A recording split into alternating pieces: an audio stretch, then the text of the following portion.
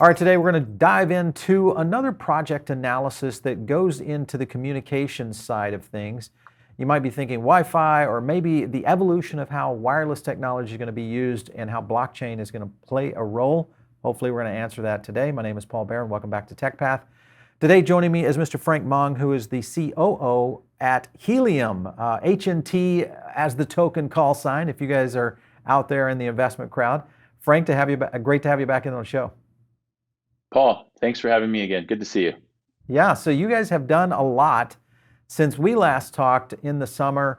Helium had really kind of just, well, you'd been around for a while, but I think with the recent technology updates in the device architecture that you guys were in the process of building, a lot of things have changed. I want to get into all of that, but before we do, for our new viewers and listeners, let's teach them a little bit about what Helium is and what you guys are trying to achieve. Sure, Paul. Lots have happened actually since August, last time we spoke. But for your audience that's new to your show or new to Helium, let me give you a quick overview of what Helium is all about. So the company, Helium Systems Inc., started in 2013, co-founded by Amir Halim, our CEO, and his co-founder, Sean Fanning of Napster fame. Yep. We started the company back then to really solve the problem of connecting different things like Internet of Things, small sensors, small devices, small robots, to humans, connecting everybody, everything to the internet in a very low cost and affordable way. That's always been our mission. And to solve that problem, we've had to go through several iterations and challenges. And over the series of the last, I would say, few years, we've ended up at a place where blockchain actually helped us achieve our mission, which is to build a global network that can connect anyone and anything in a low cost and affordable way. And so Helium as a company has been around for a while. And about 3 years ago now, or 2019, we launched the Helium Network with a community of, at the time, 150 people in Austin, Texas. And that was August of 2019. And we've come a long way since we last talked. Yeah, I think, for when we first discovered the project early this year, in really understanding, we had obviously seen Helium on in the project array that we do in terms of our own research for quite some time. But one thing that kind of struck me was this evolution toward wireless mobility and how wireless and Wi-Fi in general seem to have kind of a missing link, especially in the communication side for blockchain. Not a lot of companies really exploring that, and most of them that were very early stage, where Helium has actually been a lot more mature in terms of the device build out, also the network and the infrastructure build out, and then obviously the token project itself, and kind of how all this relates to mining based on use case through Wi-Fi. Explain to us a little bit about how the mining process works, because you and I got into this a little bit since we last talked. Are there any refreshments on how you guys are going about the mining process for Helium tokens? Sure. So the idea of Helium is that we use the blockchain, the cryptocurrency HNT, as a way to solve the cold start problem. It allowed us to bootstrap network creation through everyone that has internet at home. They can share their internet and offer that to, in this case, little devices, Internet of Things, to connect. And the characteristics are incredible because little devices can connect from miles away using small battery packs the size of a coin cell. And the purpose for these little sensors could be anything from air quality sensors to smoke, fire sensors, water leak detectors, or tracking and tracing of dogs and cats to Volvo trucks, as an example. They're a user of the network. And what those things needed was coverage in all kinds of places, in urban environments like Manhattan, New York City, to rural areas in like Napa, California, in wine country. Um, the alternatives to how they can connect is, of course, cellular technology. And the challenges with cellular are not just the cost of using cellular for little devices. It's expensive. You're asked to pay $100 a month for a little sensor for tracking air quality. Economically, it doesn't make sense. But if the cost was $1 a year, and that's what it would cost on helium, then it Hmm. may make sense. And also battery characteristics. We all have cell phones, and you and I, Paul, we probably have to charge it every night when we go to bed. But you can't do that if you have a sensor out in wine country in the foothills Right. tracking forest fires, right? You can't charge it every night. It doesn't make practical sense. So having battery life for years without having to recharge it is very important. And so that's the kind of network characteristics that we've developed.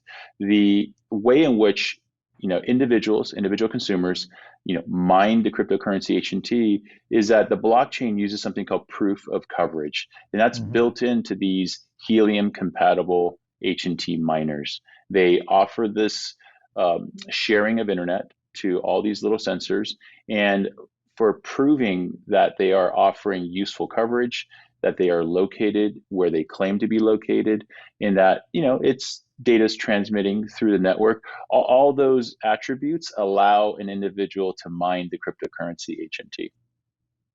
So the miners themselves, we chatted on this earlier. Has there been an evolution in the miner equipment, meaning the device or the Yeah. technology that you guys are using? Where are you on that? Sure, there's a couple of things I think that's worthy of note. So today, Helium as a company, we open sourced all of the technology, the hardware, the blockchain, the software stack. So everything's open source. And as a result of that, we have 25 manufacturers that are building compatible hardware, these little consumer mining devices that act as this listener for the signals, as well as mining the blockchain mining on the miner itself. Those devices are now available from many different sources and many different partners that are making that in our open source community. And there is actually a whole pipeline of another 40 coming online, 40 to 50. So in total, we hope by the early next year, there should be about 75 manufacturers building these helium, what we call helium compatible hotspots. Now, Right. in addition to that, there are companies coming online that have gone beyond just IoT. They've been able to integrate the helium blockchain and token technology with 5G capability. And Mm. so there are now helium compatible mining hotspots that also offer 5G. And so that's something that's very new. A company called FreedomFi in our community is the first to offer that. And FreedomFi and what they've done is integrated something called Magma, which is another open source 5G project from Facebook. And Facebook open sourced that tech a couple of years ago. And what FreedomFi did was take Magma, the Helium blockchain, and the HNT token, integrated into one gateway, which you see on the screen there. And Hmm. that gateway, along with what's called a 5G radio combined, will allow you to do both mine HNT, offer 5G coverage for yourself and your neighbors, as well as IoT devices. And so those are some massive news that we didn't talk about last time. Yeah, 5G, I think the evolution of where we'll see, things potentially around maybe even to the level of mesh networks. Do you see density playing out into this to where you could utilize this in municipalities, city level? Because we're obviously seeing a lot of cities that are trying to make plays into the blockchain in various ways. I mean, we obviously are right here in blockchain central down here in Miami.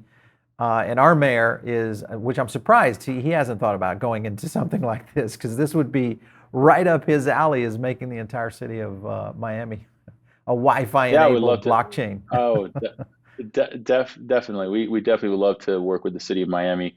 But the first city that's actually adopted helium is city of San Jose.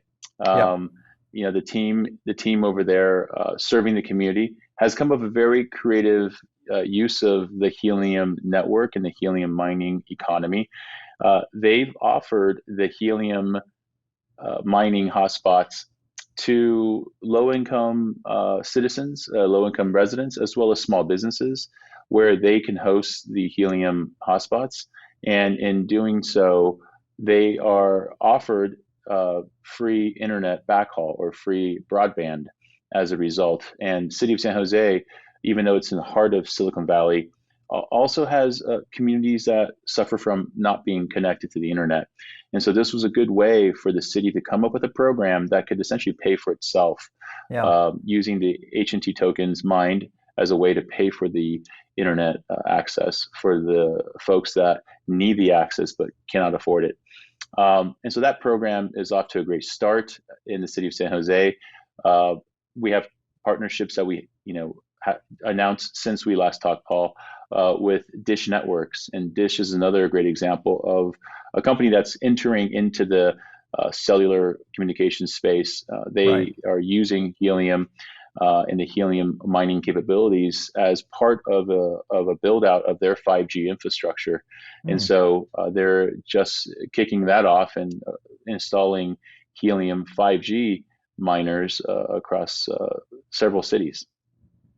I was looking at your growth, 360,000 hotspots, wireless devices, 28,000 cities. That's pretty good density, and then 151 countries out there. What do you feel like would be critical mass? Like, let's just take North America in general. Hmm. If you think about the potential here for the U.S. of really being able to convert maybe, and I know this has been a thing that has been kind of the holy grail of a lot of cities, states, et cetera, and even campuses and all sorts of different community areas that are really looking to kind of go in the direction of mesh hotspots.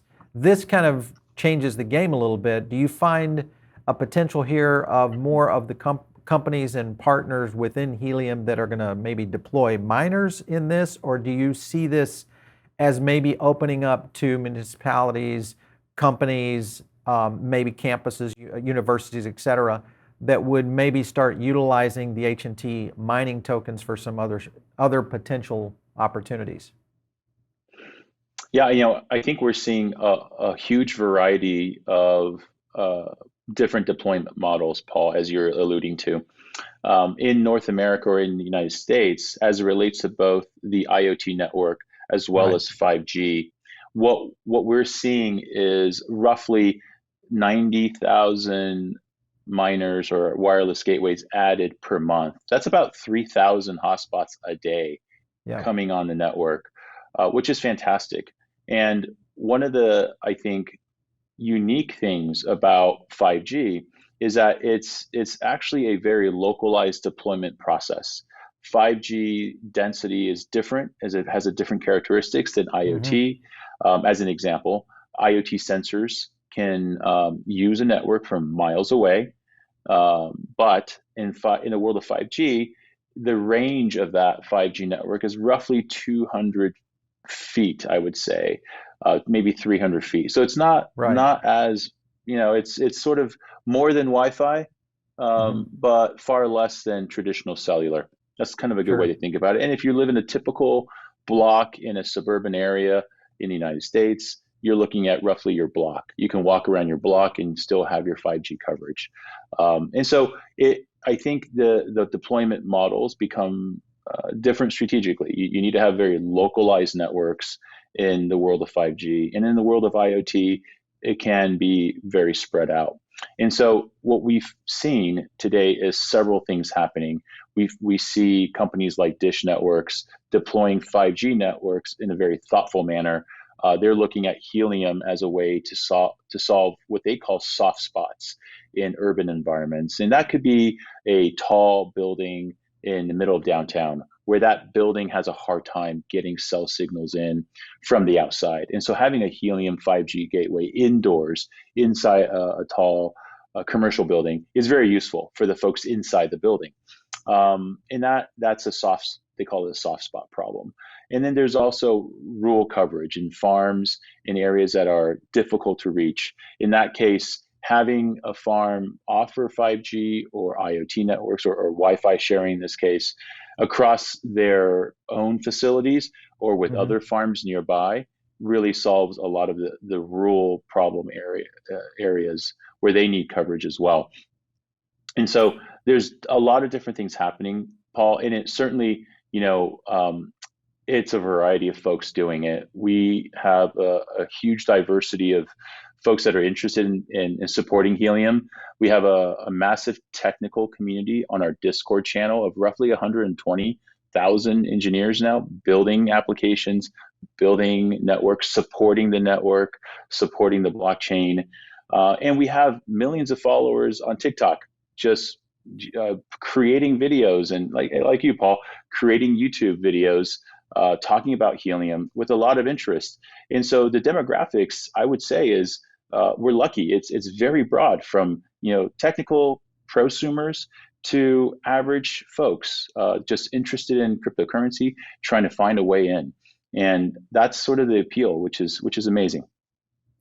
You guys have had some additional investment come into the project as well. One thing that I noted was Multicoin Capital, who is a company that they're very strategic in who they partner with. And I've also watched and looked at and researched around Multicoin Capital and their involvement with Solana. Hmm. And Hmm. just a lot of these really kind of rock stars from the investment side of things. Obviously, there's a big appetite here. How do you see that playing out in let's say, the next 18 months to 3 years? What kind of things will you see Helium start to really roll out on? Is it still going to be device driven, or do you feel like we'll see some new projects or products coming from within the Helium network? Yeah, I think it's both. I think you're right in the, you mentioned Multicoin Capital. They're a premier leading cryptocurrency venture capital firm. Yep. They're one of our biggest backers and have been supporting us now for like 3, 4 years, which has been a fantastic partnership.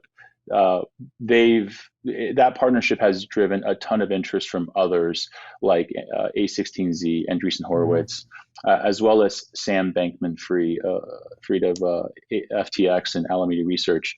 And so we've got some, I would say, A-listers participating and supporting the Helium network in various ways. And I think that'll continue. I also do think that, from a cryptocurrency universe perspective, Helium is looked at as a company that could really change the game as it relates to Web3, a Yeah. decentralized internet, and perhaps even sort of the future of how infrastructure is thought about. Yeah.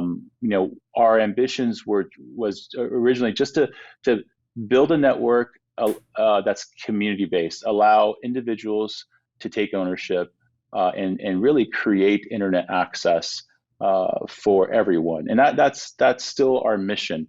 I think where this is going, though, Paul, which is interesting, is that maybe someday we change the economics of how infrastructure creation works. Today it's very expensive, it's very centralized. There's a lot of regulation, a lot of I would say central bodies involved. But if we can demonstrate that, hey, a community, individuals can also build infrastructure, then maybe Helium can be the underlining decentralized infrastructure or decentralized web of the future. And that's the hope. And I think we're just in the beginning of that.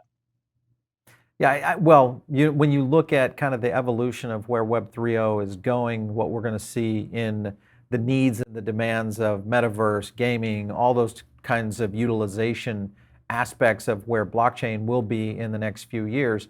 I mean, a lot of people don't really understand the dynamic element that is really afoot here, because if you think about the internet and just the demand on, high-speed bandwidth and the requirements with infrastructure, the need for mobile device access, all these kind of things that have grown up in the world of Web 2.0 and the internet as we know it today. Many people don't remember the era of broadband and dial-up modems, and how that worked. And kind of the evolution of Web3, I see, like you're saying, is really a potential here to kind of redefine how infrastructure is built out with blockchain. And this, I guess, would be the question I would have for you. do you see enough infrastructure, whether it's facilities, investment people like, whether you look at a Multicoin or others around them that are understanding where this is going, maybe going into countries, like you look at what El Salvador is doing, you look at some of these emerging countries who mobile is really their internet anyway. Infrastructure almost doesn't exist. How would that apply when you look at a global perspective, especially as you see things moving into Web3? Let's take, emerging countries, for example. Certainly, and I think Web3 is very powerful. Beyond the interesting games and the NFTs, I think Web3 offers individuals, data sovereignty, privacy, Yep. a way to sort of take their identity back Right. and own it. I think what Helium enables is infrastructure sovereignty. Take the infrastructure or your part of the internet back and you own it. And that's sort of how we look at the world, where a country, a third world country or an emerging country can consider alternatives and say, you know what, the country itself doesn't have to carry the cost of building an internet infrastructure for the citizens or the residents of Yeah. that Hmm. region. The residents can take ownership of that. The residents can take part in building that because the incentive structure is built from the ground up to support Yep. that. And that's what H&T does. The H&T incentive structure is really there to bootstrap the network so that a centralized entity doesn't have to carry that burden. But in doing so, the infrastructure is owned by that individual as opposed to owned by a central entity. And so I think it's early days. I don't know exactly how that can play out. What I do know is you can look at the current network as a test study on the power of certainly the H&T token as an incentive model, what that does to carry the load of really creating wireless networks. And I do think there are other pieces that we need. We definitely need some kind of backhaul partnership or backhaul providers. There's a ton around the world that do that today. Where they're all interested in Helium. We're talking to them. We're trying to figure out how they can use this model and leverage H&T somehow. And of course, I think beyond just the terrestrial providers, you got to look at satellite and satellite capability. The cost of launching satellites are far less today. Companies like Starlink are doing a great job of trying to get satellites into orbit as fast as possible. And if you can just sort of imagine Helium 5G gateways or Helium Wi-Fi gateways on the ground, connecting up via satellite to Starlink and sharing that Starlink link with not just for one individual, but with the entire community. So you can almost connect entire communities, villages in emerging countries at a much lower cost without having to build, infrastructure. Yeah. I think there's a lot of creative things that can happen there, given that the H&T token and the incentive there drives that bootstrapping initiative.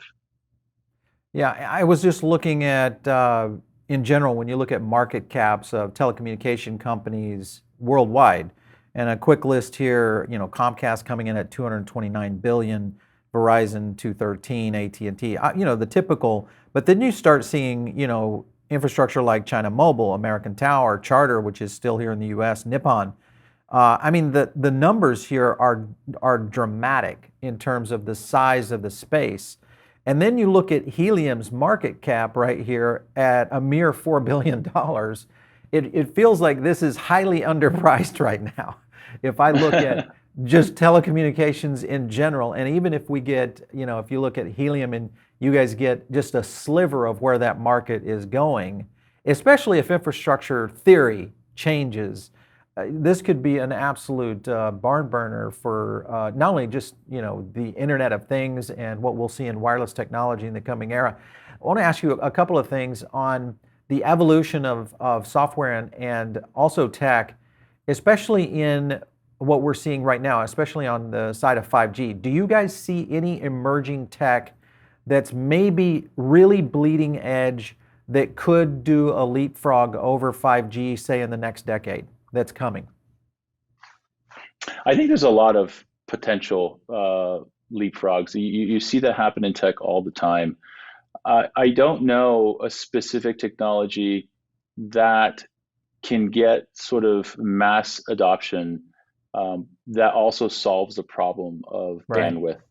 I think the reason 5G is so important to the United States, is because the amount of content we consume Hmm. is growing at an exponential rate. And so the infrastructure itself can't carry that load at the edge. So you got to open the pipes. I just think of it as think of it as simple terms of plumbing. The plumbing Sure. has to be able to support the load. The load is just massive. There's just so much that we do now on the internet.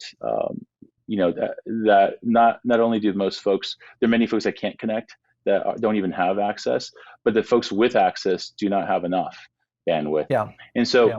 I think that's the problem that we're trying to solve. There's definitely a ton of technology, a ton of solutions out there that's available. I think the question becomes what's scalable, what's reasonable. And I think what Helium has done is we found a way to really offload that cost and disperse it Hmm. across every individual, as opposed to relying on, again, a central entity to take on that capital expense burden, which is the heavy cost. A company like FreedomFi, as an example, they've already sold 40,000 units of 5G gateways. They just have to, get that shipped to the individual. Hmm. 40,000 units in the United States, that's already the amount of 5G gateways that Verizon has put up. Right. So in just in FreedomFi only sold for I think a few days before they had to shut down their website. They were just getting bombarded with demand. And so when you think in those terms, I don't think it's unreasonable to say that Helium will produce roughly 300,000 5G network coverage locations in the next year. That's easy. Mm. 300,000 is easy. And so when you look in those terms, we can help at least the United States create localized 5G coverage in a very reasonable way at a reasonable cost where every individual benefits. And then their Yeah. community, their neighbors also benefit from that. And I think that's a game changer. You can apply this Helium token to any protocol. It could be 5G. If there's a leapfrog, let's say 10G shows up Hmm. tomorrow, Paul, there'll be someone in our ecosystem that creates compatibility and linkage between the 10G technology with the Helium HNT blockchain. And so I think that's the beauty of sort of what we've done is that we've made our system open source. It's free for anyone. Anyone means enterprises as well, right? Yeah. Telecommunications companies can use our technology if they like.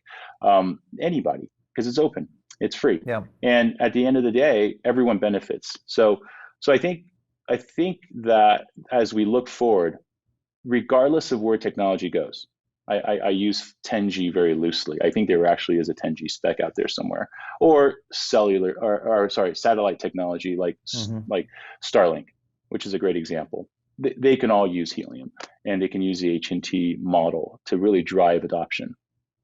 Yeah, well, you hit on something right there that we talk about a lot on the show, and that is the evolution of Web 3.0 and really play to earn gaming scenarios. And if Yeah. you look at gaming in general, sure, it's a massive multi-trillion dollar industry right now, but the potential when you get into play to earn starts to move it into a new layer because this now becomes somewhat of a necessity. It's no longer, even though it is fun, but a lot of people will use this as a true tool for subsidizing their lifestyle, or maybe even that is their work. If you look at some countries who are now looking at play to earn models.